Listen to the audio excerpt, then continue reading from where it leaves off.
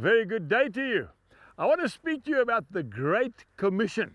What is the Great Commission?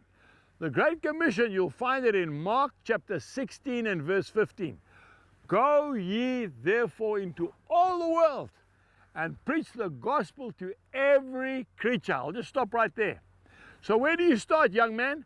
You start at home with your brothers and your sisters and your mom and your dad.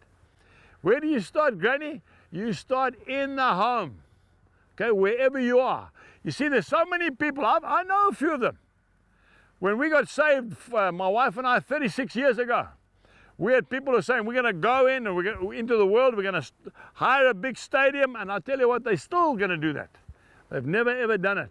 You start at home. If you cannot preach the gospel at your home group, your Bible study, how do you expect to be able to preach it to the nation?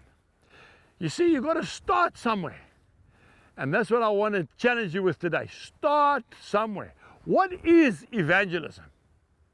Evangelism, I've told you before, is one hungry beggar showing another hungry beggar where to find bread. That's all it is.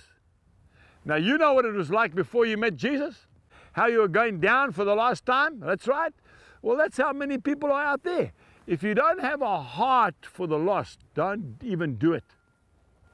Lots of young guys come to me and they say to me, Angus, we want to be evangelists. And I ask them a question. Why do you want to be an evangelist? Okay, big question mark. Why? Okay, and they say, well, you know, we want to tell the people about Jesus, and I have to question them. You see, folks, evangelism is not trying to make a big name for yourself. The only way you'll be an efficient evangelist is if you have a heart for lost people. Okay, and you know, William Booth started the Salvation Army. And he sent out his soldiers all over the world. He says his best soldiers were women, by the way. And there was a couple of folks wrote back from, I think it was some place like Greenland. He even sent grave diggers to Greenland to preach the gospel. And they wrote back and they said, it's so hard, we're not getting through. And he wrote back 2 words, try tears.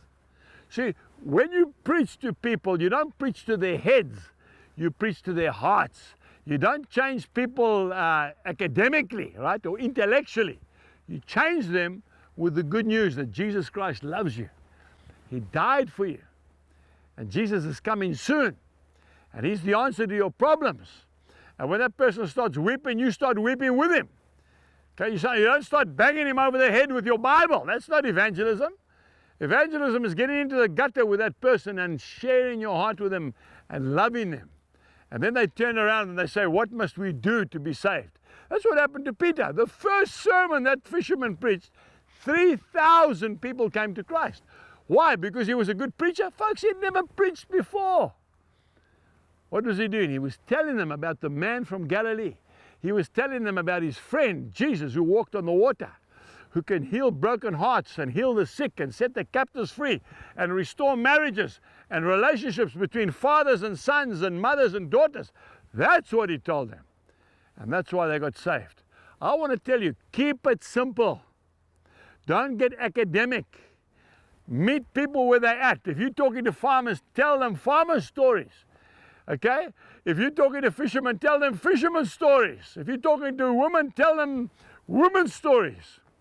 Get to where they're at. That's why when I preach, I'm looking at you right now. I always like to look into the eyes of people, because the eyes of a man are the window of his heart. And if you look in his eyes, the Lord will show you what he needs.